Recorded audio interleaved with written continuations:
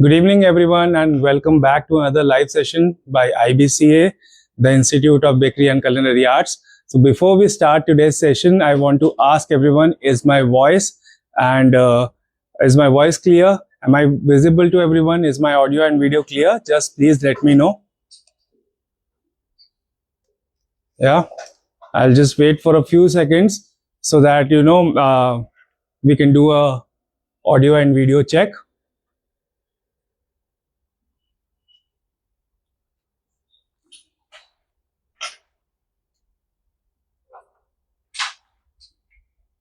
Yeah, is my audio and video clear? Guys, please type into the chat box. Yeah, all right, done. So we are after a rather long break. So we'll be starting with some exciting dishes. Yeah, so today we are doing a very popular dish that has become popular now in India. It has been popular since in time immemorial in the Middle East. So today we are making a Turkish pide. Now, those of you who don't know what Turkish pide looks like or tastes like, it's sort of an Arabic version of a pizza, right? Because if you look at the countries, the southern part of Italy touches the northern part of the Mediterranean Sea, and the northern part of Turkey touches the southern part of the same sea. All right, so the dishes from the countries are somewhat similar. All right, so for today's class, we'll be using some very common ingredients that you can find at home. Yeah, I'm using this pide dough, recipe for which you can find in the description box. Yeah, so again, the recipe will yield around 4 pides of this size. So go for it. Again, we are using cheese. This is a mixture of mozzarella and cheddar cheese. You can buy it at your local supermarket. This right here is a feta cheese. Now it is a slightly sour and very crumbly form of cheese, which we will use for the toppings. All right, this is our pide sauce. It is generally tomatoes. Again, the recipe is available in the description box. It contains tomatoes, onions, a little bit of onion, basil leaves, salt, pepper, and olive oil. If you want to make it more exciting, what you can do is you can add red bell peppers. After toasting the red bell peppers, you can add it to this and make the same sauce. It will give you an even better result and a very Arabic and Middle Eastern taste. All right. So for the toppings, we have bell peppers, of course. I have sort of diced them into small cubes. I have some, again, diced onions, and these are black and white sesame seeds, which I'll be using to decorate my bread.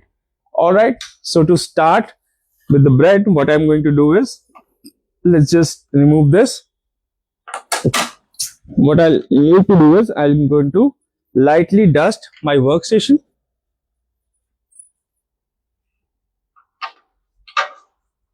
Yeah, the dough is nicely fermented. For best results, what you can do is make the dough in advance. Yeah, make the dough one night before and then store it in the refrigerator. All right, so if you notice, I'm not rolling it like any other pizza, rather I'm rolling it in an oblong shape. So this shape is very crucial to make pides.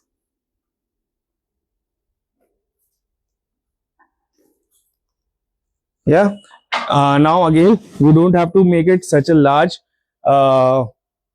size. You can make small pides as well, but make sure you follow the shape.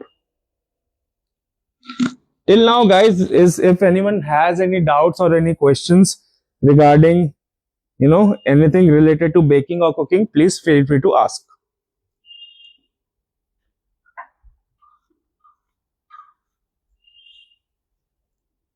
All right, now as you can see, I have a roughly 13 to 14 inch oblong and around 6 inch from the top to the bottom.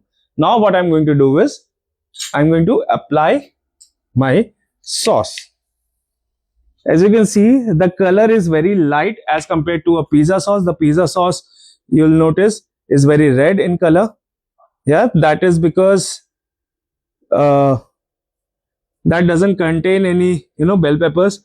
We have added a small amount of bell peppers which we had roasted earlier. If you want, you can add the same. Don't worry about it. Yeah, and as we do for pizza, we can go crazy with the cheese, but for this type of recipes, I don't suggest you go crazy with the cheese. Rather, you enjoy the little nuances that come with each and every ingredient. All right, so I think this much is enough. Yeah, now for the shape. Yeah, the pide is shaped like a boat. So what we need to do is we need to fold the outer sides of this bread inwards. Same with the bottom side.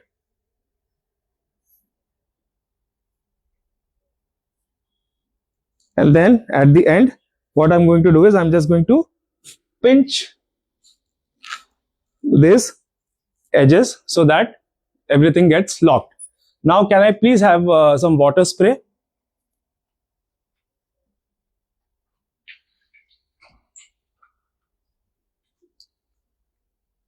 So what I'm going to do now is I'm just going to spray everything with water. What you can also do is with the edges, you can give it a nice milk wash or an egg wash. It will give you an even better color. Now, for the edges, what I'm going to do is I'm going to decorate them with my sesame seeds. Again, it doesn't have to be vegetarian. You can make a non-vegetarian version of this. The choice is completely yours.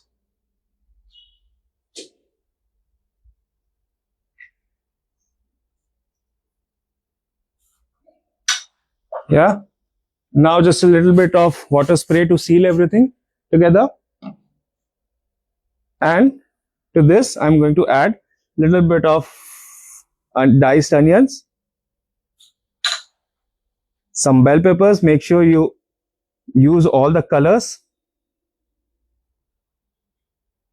But this is again a very Indianized version of this dish. The authentic pide doesn't contain such vibrant colors.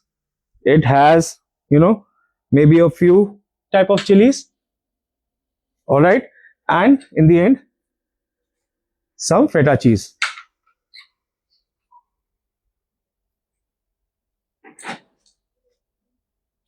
This will give it that extra saltiness and sourness which you can associate with Middle Eastern flavors.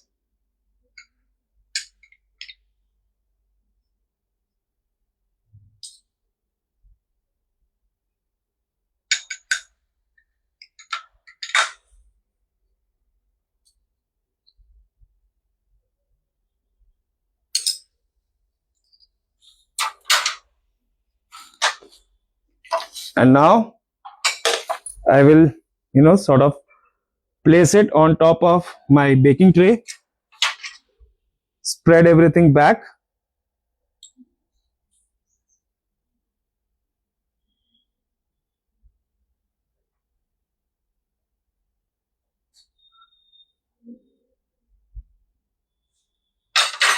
Maybe add a few more bell peppers here and there and a few more onions.